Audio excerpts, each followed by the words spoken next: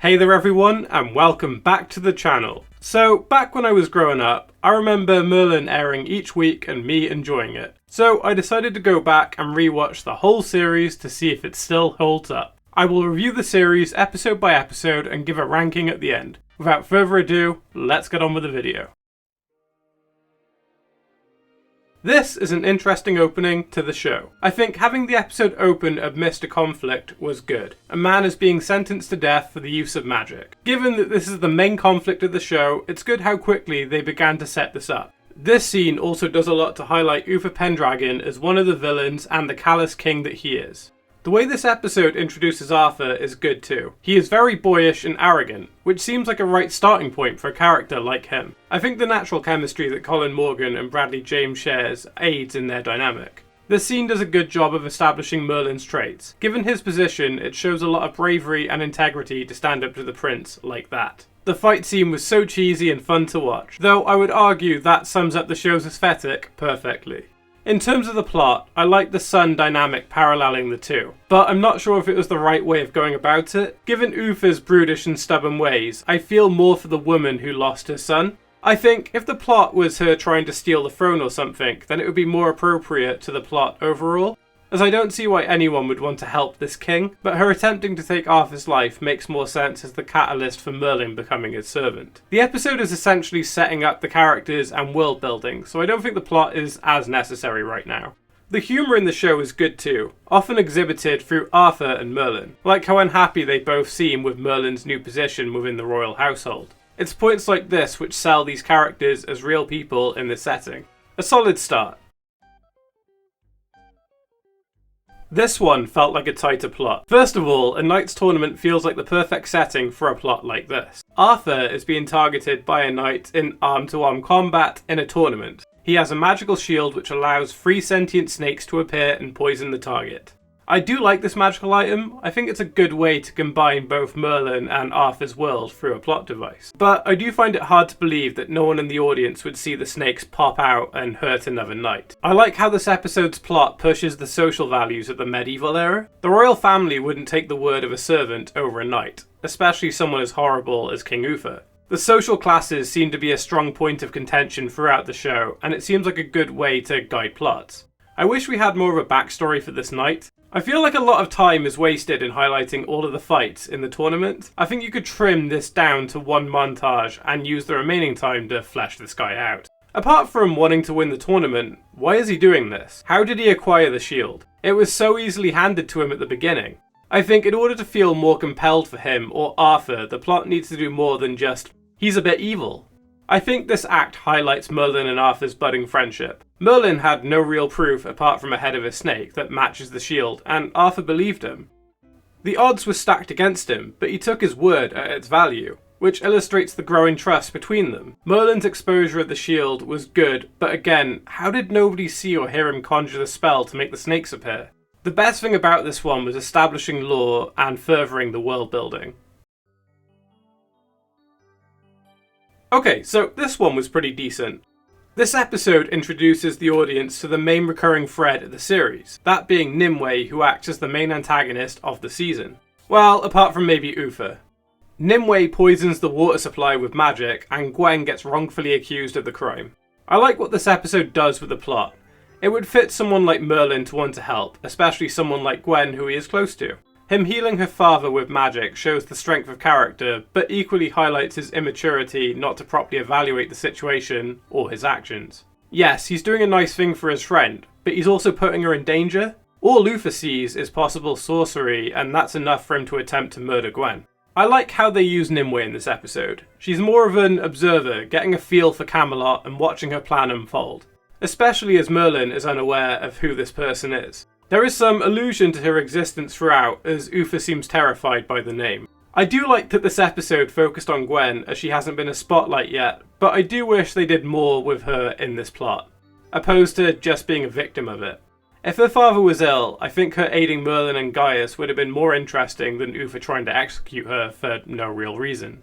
I do think this episode succeeds in teaching Merlin not to be so brash. Given the environment they live in, he needs to be more cautious of his magical abilities to avoid putting others in peril. However, the scene where Merlin attempts to take ownership for the plague is hilarious. I like how easily Arthur changes his father's mind, and how difficult it is for him to see Merlin with any magical capabilities whatsoever. Uther's laugh is the most unnerving thing, and I will never forget it. Interesting episode. It feels like the arc is moving on a bit now. I actually really liked this one. I think this is the strongest plot in the show so far. Nimueh ends up manipulating the whole situation. As another kingdom is about to make peace with Camelot, she tells Merlin that Arthur's chalice has been poisoned. Uther is outraged at the accusation and makes Merlin drink it in order to get to the truth. First of all, this is ruthless. Either way, Merlin is screwed. If it's poisoned, he'll die, and if it's not, the other king will murder him.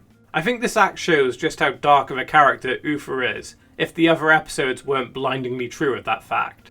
Second of all, it was nice seeing Arthur and Gaius stand up for Merlin against the king once again, wanting to protect him. I think this was such a clever move from Nimueh. In one massive swoop, she potentially murders Merlin, leaving Arthur defenseless in a cave to find a suspicious flower. So she can set a trap for him, where she has the capabilities of murdering him without being interrupted by Merlin, while effectively starting a war in Camelot that Uther would likely lose without Arthur to lead the armies. A plot like this feels like it's pushing the story potential and fear factor of the main villain as much as possible.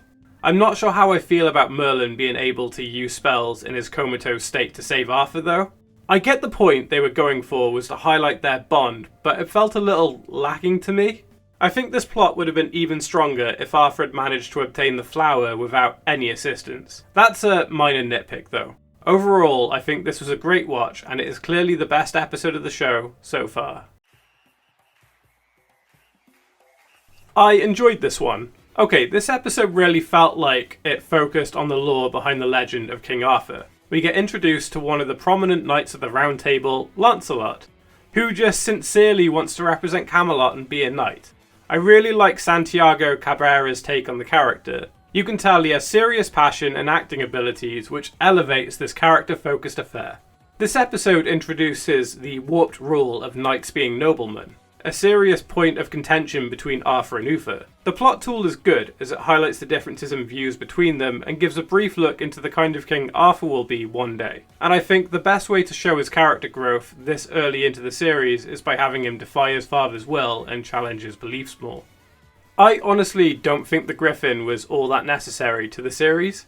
I think if an existing knight of Camelot was sick of Arthur and tried to steal his position, it would have been more interesting, especially if Lancelot had come to his aid and defeated him in the end. It would have been a good juxtaposition of the flawed class system and pushed the conflict between Arthur and Uther further in an organic way. That being said, I think this was an excellent introduction to Lancelot as a character. He had really strong natural chemistry with the majority of the cast, especially Gwen and Merlin, which seems fitting as they're pushing a romance between him and Gwen. But equally works well for Merlin, as he is the only other person besides Gaius and his mother who knows he's magical. Despite how unnecessary I feel it was, the final duel between Lancelot and the Griffin was so entertaining to watch. The CGI was decent for a television budget, and it was very gripping. Overall, a very enjoyable episode of the show. Okay, so I found this one fairly mediocre and unimpressive as a story. For me, the biggest highlight here was Gaius. I think Richard Wilson did a good job with the material here, and it was nice to see him get a centric episode, even if not a lot happened really. Although, all of the ties he and Uther had to the past and all the lore surrounding the Purge was interesting to learn about. Even if Gaius wasn't held in the best regard by Edwin or the Great Dragon for his role years ago. Okay, I don't like that Edwin was the cause of the mysterious illness to the Lady Morgana. I think the episode would have been more fun and interesting if it had been some other reason to make her ill, or if it was some kind of battle ailment that would require healing for Arthur. Yes, Edwin is obviously the bad guy, but I think in order to build this reveal up more, they should have been less obvious about it at the beginning. We all know Uther is the worst. There's always going to be someone wanting to take revenge, but it just felt more of the same. But given how slow of a pace this episode had, it felt all the more tedious to sit through. To me, it felt like a 10-minute story stretched into 40 minutes. Most of the scenes felt like they dragged. Outside of the lore behind the legend, I only really enjoyed one other aspect, and that was the kind of stalemate Gaius and Edwin arrived at. If Gaius tried to interfere, Merlin would face the same fate as Edwin, so there wasn't a clear way for Gaius to win, allowing Edwin to steal his life and make him seem useless to the king. This one just felt a bit bland for my taste. Okay, once again, someone is trying to kill Arthur, which is fine. Last time they were trying to kill Uther, so this one is totally different. Now, up until this point, I could recall the episodes for the most part. Even though I haven't sat down and watched the show in a good 8 or 9 years, I barely remember this one, which is weird. So this episode introduces 2 new one-off characters to the show, royals under the name Lord Offric and his daughter Sophia, who are actually fairy creatures cast away from Avalon, a magical kingdom where beings can live as immortals. A deal is struck with the elders that Sophia may return in exchange for the soul of a prince, in this case, Arthur. Something I noticed about this introduction was the magical staffs. They walk into the hall with magical staffs, an item someone as paranoid as Uther should have clocked, but no, he just greets them and invites them to stay, which is weird and a bit off to me. Using magic, Arthur falls madly in love with Sophia. Now, I wasn't sold on this, mainly because the actress in question looks like a child, but equally, I don't believe Arthur as a character would fall for someone quite so quickly, as we will come to see later with him and Gwen. The only aspect of this romance that I found amusing was Merlin's terrible attempts to cover for Arthur. Uther's treatment of him was quite funny, and the repeated use of the stocks was a good gag. I enjoyed that aspect of the episode. But overall, I wasn't sold on this one. The scenes between Arthur and Sophia were cringe, and I never really felt like the plot went anywhere. The CGI wasn't the best here. I know it's a television budget, so it's never going to be a monumental thing, but still, it wasn't good. I don't feel like this is the episode for me. This one was better. Okay, so the Lady Morgana has a centric episode, aiding and protecting a druid boy who Uther wants to kill. I like the bond that the two of them have. It was nice to see and gave her character some much needed growth, showing the strength and integrity she has to oppose Uther like this. While on the subject, I think this pushes Uther's ruthlessness even further. Yes, he doesn't want anarchy like when magic reigned over the kingdom, but killing a kid who has done nothing wrong. A druid in his eyes is as good as evil, despite the fact he is literally a child. I like the introduction to the druids here. I think it fleshes the world of Merlin out beyond the gates of Camelot, which is definitely needed. Given that we're now over halfway through the first series and have barely gone beyond the castle, I think the show needed to expand in this way. Mordred as a character is really interesting too. He is destined to murder Arthur one day. He is the thing that stands in the way of Arthur and Merlin's destiny of uniting the lands. So I like the ethical question that is presented here. The Great Dragon alerts Merlin that this can change, so long as the druid boy dies, leaving Merlin to decide whether he should save a desperate child from being murdered by Uther, or protect his and Arthur's destiny by letting him die. I think a continuation in exploring the lore of the show is needed, and more points like this should be highlighted in future episodes. This was a fun watch, to be fair. This was such a great episode of the show. Okay, there's a lot to unpack here. So, the Black Knight arrives in Camelot, smashing into the throne room, at first seeking out various opponents to take on. After slaughtering 2 of Camelot's finest warriors, it becomes clear there's something supernatural here. Nimueh returns and brings the knight back from the dead to seek revenge on Uther. This episode is really interesting as it adds so much lore to the Merlin universe. It is revealed that Uther seeks Nimueh's help in conceiving a child via magic. But to achieve life, there will always be a cost. In this case, the life of Arthur's mother and the Black Knight's sister. This death is where Uther's seething hatred for magic comes from. Arthur eventually volunteers, much to Uther's disdain. In an act of desperation, Uther takes Arthur's place and fights him, wanting nothing more than to save his son, believing it will end when the knight has wreaked his vengeance. I really like this. For the first time in the show, Uther actually feels like a real character. It is very clear that he cares for another human being and is more than a one-note evil king. With the help from the Great Dragon, Merlin forges Excalibur, the most powerful sword in creation, under strict instruction that only Arthur Pendragon may wield it. Despite this, Uther uses it in combat, which greatly irritates the Great Dragon, and rightly so. I think the episode is so solid because it has an interesting and compelling plot. It adds some much needed character development and adds a lot of key information to the world building. This is by far the best episode of the series so far. Growing up, this was my favourite episode of the show. Okay, I guess plot-wise you would call this one the underdog story. Merlin returns to his home village with Arthur, Gwen and Morgana to defend it against a barbarian. The plot is quite basic and to the point, which is fine. To me, this one felt like a lot more of a character piece than a plot one, with so many smaller great character moments sprinkled across. The biggest new addition here is Merlin's childhood friend Will, who holds a lot of resentment against him for leaving. He is incapable of seeing the good in the royals and doesn't believe there is a cohesive bond between Arthur and Merlin. The major conflict for his character here is knowing Merlin has magic and won't use it to defend the village, believing it will damage or end his destiny with Arthur. This episode is great for Arthur. I think having him in this unfamiliar setting away from his father highlights his leadership skills and dedication to other people a lot more. It's a stronger insight into the kind of king he will be to Camelot when his time comes to take over. The speech he gives to motivate the village is one of the highlights of the episode for me, along with the one-on-one banter with Merlin at the beginning and respecting Gwen for calling him out on his bad behaviour. The reveal that Merlin's mother was terrified when Will learned of his magic ability was good and fills in the dots on why he was sent away. Just a slight nitpicky thing, but how did they explain to Uther where they were? It was a good few days they were away and no one came to search for them. I think it just needed a throwaway reference. Just a small bit of dialogue would have done. A fun, character-driven story.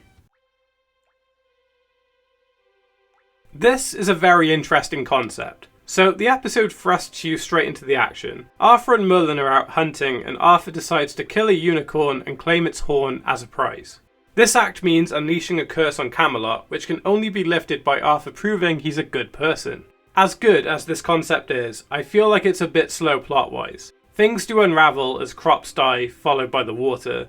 A lot of time is spent showing the suffering, which, don't get me wrong, should be there, but I think more time should have been dedicated to Arthur trying to correct the things he did. There could have been more time dedicated to Arthur coming to terms with it all, and could have even had some scenes of him alone trying to cope, to push the script and acting even further here. Now, for me, the highlight for this one, and always will be the final test. The goblet test, where both liquids need to be drank, but only one person can drink from each goblet. That's clever. But there wasn't enough screen time to really flesh this out. I feel like if they dropped a bit of the padding in the middle, they could have had a really emotional scene here. It would highlight how far Arthur and Merlin have come across the series. Yes, I do think the plague was an interesting place to take the episode, and seems appropriate for a show like this. I just found aspects of it to be too padded. I still really enjoyed what they did with Merlin and Arthur here. Alright, so I think in some ways this one highlights the similarities between Uther and Morgana, as the majority of this one is them butting heads, which was quite entertaining to watch, especially as Morgana isn't technically Uther's daughter, so there will be a breaking point between them eventually. I think this episode challenges that idea. So Gwen's father gets entangled within a gang of magical rogues, with a wanted leader. I get it, Gwen and her father are struggling, so aiding in the use of alchemy to turn some scrap metal to gold would be appealing. But it seems like too high risk with someone like Uther about who will happily slaughter anyone who interacts with a sorcerer.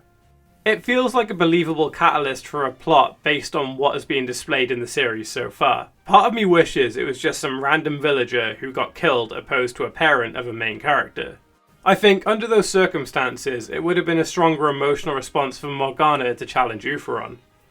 Despite that, I still think it's good character work for both of them. I like how far it pushes Morgana. She was so upset and irritated that she was fully prepared to take Uther's life. Whereas for the first time this series, Uther seems to exhibit some level of regret towards his actions. He has clarity enough given the events that he shouldn't have judged a man so rashly. It's interesting places to take their characters across the plot. Merlin too is left in an interesting position. Uther has banned people like him from being able to fully live their lives. He knows his life will be easier with him gone, but he struggles to sit by and allow someone to die, even someone as evil as Uther. This episode has a lot of interesting character work going for it. So this was the finale, and it was certainly an interesting one. Look, I found this episode to be kind of a mess, but it was a fun mess to witness. So The Beginning made it seem like the magical creature was going to be the big threat, and to be fair, one bite and you're dead is quite a unique plot device.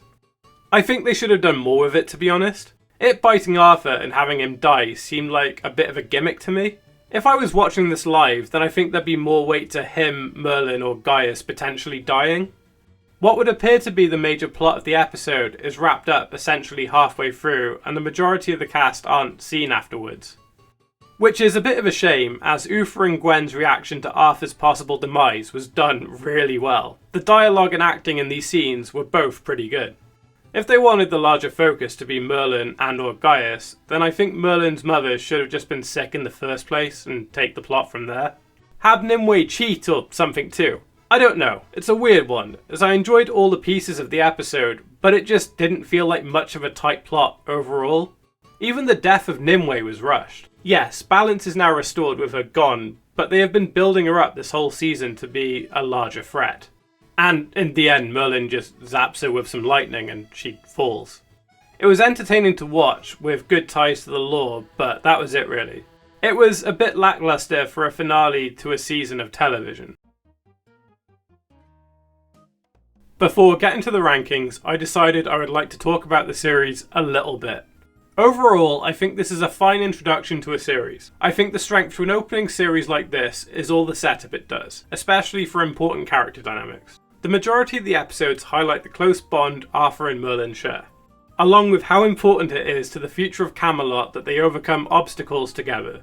I think the chemistry between Colin and Bradley helps sell this dynamic.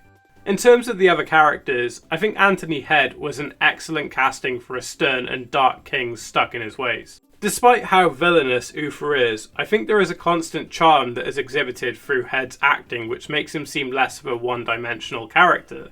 It's clear this series planted a lot of seeds which will be focal points moving forward, such as magic that is growing within Morgana. You can just tell this will be a struggle to contain going forward and will present interesting plot ideas. While I also think some of the later episodes of this series were starting to push the romance between Arthur and Gwen. To grow, I think the series needs a stronger narrative tie across the episodes. What they did with Nimueh was good, but I think she could have been implemented more.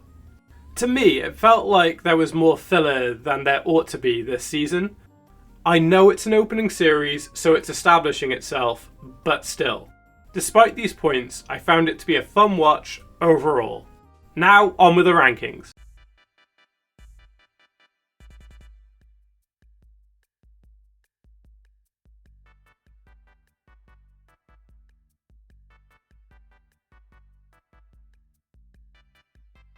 Well, that's just what I thought. I would love to hear what you all think in comments down below. If you enjoyed what you saw, can you please hit that like button and subscribe? It will help my channel continue to grow. Please stay close as I try to post new content as often as possible.